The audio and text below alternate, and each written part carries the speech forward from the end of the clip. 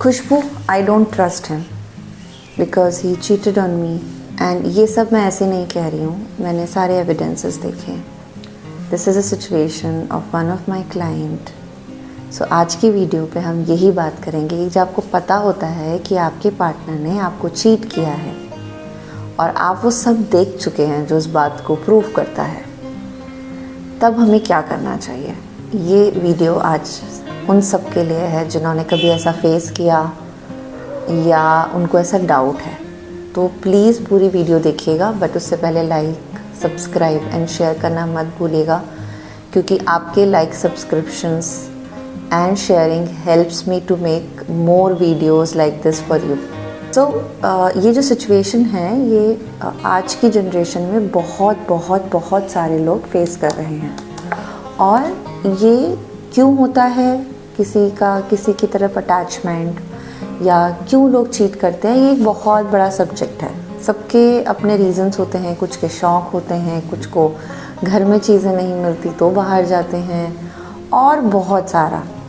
मतलब मेरे हिसाब से तो ये मेरे लिए ऐसा है कि आपको अपनी बाउंड्रीज़ नहीं पता, आपने रिलेशनशिप में वो हार्मनी नहीं बनाई, तो आप डिटैच होते हैं और फिर डिटैचमेंट में आपको जो भी अट्रैक्ट होता है वहाँ चले जाते हैं। This is a very common ही बोलूँगी इन 2020, मतलब 2020 से अब तक जो मैंने देखा है कि बहुत ज़्यादा ये बातें आजकल सोसाइटी में चल रही हैं। बट हम इसको क्यों हैं, कैसे है, किस लिए, ये आज हमारा मुद्दा नहीं है। अगर आपको इससे बारे में कुछ बात करनी है या आपको कुछ शेयर करना है या आपको बताना है या आपकी लाइफ में कुछ अलग सिनेरियो चल रहा है, तो आप प्लीज़ मुझसे बात कर सकते हैं। वो आपको कमेंट लिंक में मेरा कॉल का लिंक मिल जाएगा, और थोड़े एफर्ट्स आपको लगाने पड़ेंगे अपनी बात शेयर करने के लिए। तो लिंक पे जाना पड़ेगा, कॉल बुक करनी पड़ेगी, अपना डे चूज़ करना पड़ेगा, अपना टाइम चूज़ करना पड़ेगा, और फिर मैं आपसे बात कर पाऊँगी आपकी सिचुएशन के लिए। बट जो ये क्लाइंट की सिचुएशन है ये बहुत सारे लोगों को मदद कर देगी और यहाँ से आपको काफ़ी सारा सोल्यूशन मिल सकता है।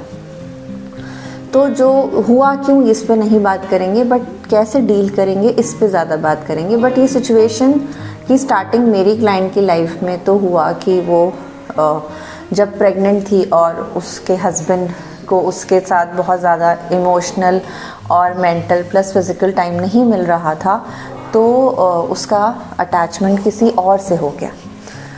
और अब उसको सब पता है, सब कुछ उसको पता है कि ये सब हुआ है, और अब ये सिचुएशन उससे डील नहीं हो रही है क्योंकि बच्चा भी हो चुका है। तो हम ऐसे सिचुएशंस को समझें कि ये हार्ड है, पहले हम इसको एक्सेप्ट करें कि डिफ़िकल्ट सिचुएशन है, और इस डिफ़िकल्ट सिचुएशन को हम वीक माइंडसेट से नहीं हैंडल कर सकते। इसको हमें एनी हाउ स्ट्रॉन्ग माइंडसेट से हैंडल करना पड़ेगा। तो ये स्ट्रॉन्ग माइंडसेट कैसे बनाएंगे, हम तो अभी वीक हैं क्योंकि हमारे इमोशन वीक हैं।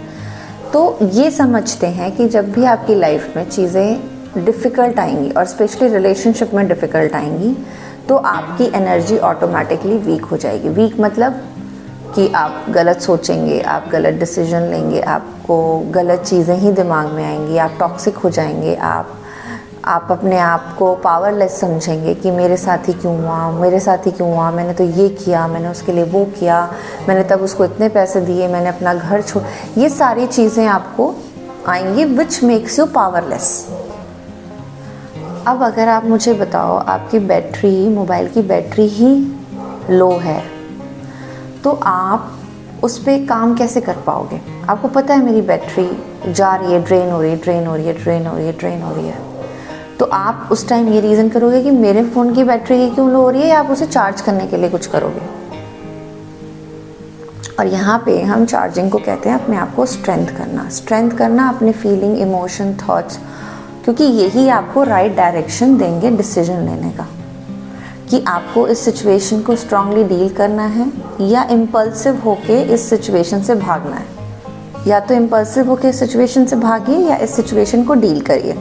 इम्पल्सिव होके भागने का मतलब ये नहीं है कि आप इसे मान लीजिए, इसमें बहुत सारे एक्शंस आ सकते हैं। या तो आप मान ही लेंगे, अच्छा ठीक है जो हो गया, अब तो मेरी लाइफ ख़राब है ये, या आप ये भी इम्पल्सिव होके सोच सकते हैं कि ये आदमी ही ऐसे होते हैं, ये गलत ही करते हैं। कहीं पे भी इम्पल्सिव होने में आपको मोस्टली सारे डिसीजंस आएंगे कि आप वीक हैं, आपके साथ बुरा हुआ है, आप ब्लेम करेंगे सामने वाले को और अपने आप को वीक मानेंगे। बट जब आप स्ट्रेंथन माइंडसेट से डिसीजन लेंगे या उसकी तरफ मूव करेंगे तो आपको समझ आएगा, क्योंकि आप एक्नॉलेज कर रहे हैं हर स्टेप पे समझ रहे हैं, हर स्टेप पे चीज़ों को देख रहे हैं, स्ट्रेंथ हो रही है ना। आप स्टेप चढ़ रहे हैं, उतर नहीं रहे हैं। तो स्टेप जब चढ़ते हैं तो आपको कैसे कैसे चीज़ें हो सकती हैं। तो उसमें हमेशा स्ट्रेंथ का मतलब ये नहीं है कि आप रिलेशनशिप को ख़त्म करेंगे और अपने आप को बोल्ड दिखाएंगे, नहीं। आप रिलेशनशिप को कैसे डील करेंगे, कैसे सामने वाले को पूरी तरह समझते हुए उस सिचुएशन का कोई प्रॉपर सोल्यूशन निकालेंगे। समझने का मतलब ये नहीं है कि आप उसको माफ़ कर देंगे। आप उसको गलत, अगर उसने ऑब्वियसली उसने गलत किया, उस गलती को पूरी तरह समझ के और उसको फॉरगिव करके आगे बढ़ेंगे या डिवोर्स लेंगे या जो भी चूज़ करेंगे। बट ये सारी चीज़ें आप करेंगे क्या, ये आपके स्ट्रेंथ माइंडसेट आपको समझाता है। क्योंकि जैसे जैसे आपकी फीलिंग इमोशंस रिलीज़ होती हैं, शेयर्ड होती हैं, बताई जाती हैं किसी को, किसी के साथ चैनलाइज की जाती हैं, तब आपका स्ट्रेंथ बढ़ता है और स्ट्रेंथ में आप बेटर डिसीजन ले पाते हैं। जैसे आप देखेंगे कि कभी आपने अपने करियर में कोई वीक डिसीजंस लिए होंगे, बहुत डर के लिए होंगे, बहुत डर से वो डिसीजन ड्राइव हुए होंगे, जो वीक डिसीजंस है। बट जब स्ट्रेंथन डिसीजंस लिए होंगे तो आपको हमेशा अपने उस पे एक्शंस पे कॉन्फिडेंस रहा होगा, चीज़ें समझ में आई होंगी। रिलेशनशिप ऐसा ही है। अगर आप वीक माइंडसेट से चीज़ें, जो बहुत सामाजिक चीज़ें हो रही हैं उसके हिसाब से अगर आप डिसीजन लेते हैं, इन्फ्लुएंस में आके लेते हैं, जजमेंट्स में आके लेते हैं, फ्रेंड्स के सजेशंस पे लेते हैं, तो आप हमेशा अपनी लाइफ में रिग्रेट करते हैं रिलेशनशिप में, और ये चीज़ें होती हैं। बट अगर आप एक स्ट्रॉन्ग दिमाग से, स्ट्रॉन्ग एक्शंस के साथ अपने सेल्फ रिस्पेक्ट को स्ट्रेंथन करके, अपने सेल्फ केयर को स्ट्रेंथन करके, सेल्फ वर्थ को स्ट्रेंथन करके, ईगोस्टिक करके नहीं, जब आप कोई डिसीजन लेंगे तो आपको ये मदद करेगा। तो देखो, इसमें मुश्किल कुछ नहीं है। इसमें मुश्किल सिर्फ इतना है कि आप किसी से मदद लेना नहीं चाहते, ये एक मुश्किल पार्ट है। जब तक आप मदद नहीं लेंगे, आप किसी को ना अपने आप को सपोर्ट कर पाएंगे, ना अपने बच्चे को सपोर्ट कर पाएंगे, ना अपने रिलेशनशिप को सपोर्ट कर पाएंगे। तो मदद ले लो, क्योंकि आपको नहीं पता है कि स्ट्रेंथ कैसे होना है। अगर आपको ये स्ट्रेंथ पता होता तो आपके रिलेशनशिप में ये जोन नहीं आता, ये फेज़ नहीं आता। इट मीन्स जब ये फेज़ आ चुका है तो इट मीन्स आपको बाहर से सपोर्ट लेने की ज़रूरत है। और ये गलत नहीं है। गलत क्यों नहीं है? क्योंकि जब हम बहुत ज़्यादा हम घर से सपोर्ट लेते हैं तो इमोशनल एंगल आ जाता है। जब आप बाहर वाले किसी से सपोर्ट लेते हैं तो आपको आपके न्यूट्रल चीज़ों पे डिसीजन होता है। जैसे आप घर में, अगर कोई आपके घर का जो इमोशनल चार्जिंग ब्लॉक है ना वो बहुत हाई है, तो आपका मोबाइल फूकेगा ही, मतलब वो ख़राब होगा। बट अगर आप किसी चार्जिंग स्टेशन पे जाएंगे जहाँ सिर्फ चार्जिंग स्टेशंस ही होते हैं, और अपने घर के जो चार्जिंग सेंटर्स हैं, मतलब चार्जिंग आपके घर की जो पूरी वोल्टेज है उसको आप न्यूट्रल कर देंगे, तो आपका मोबाइल अच्छे से चार्ज होगा। तो ये ध्यान रखिए कि it works on a basic rule of life.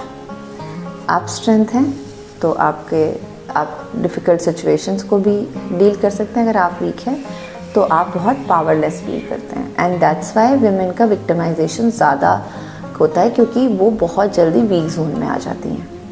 तो अगर आपके साथ ये सिचुएशन होने वाली है, आपको अजम्पशन है कुछ है, तो प्लीज़, शादी पे आपने बहुत पैसा लगाया है, शादी को अच्छे बनाने के लिए भी मेहनत करनी पड़ती है। जैसे हम एक बार एसी या मोबाइल ख़रीद के ये नहीं मान लेते कि ये तो वन टाइम है, हो गया, हम उसको हर महीने रिचार्ज करते हैं।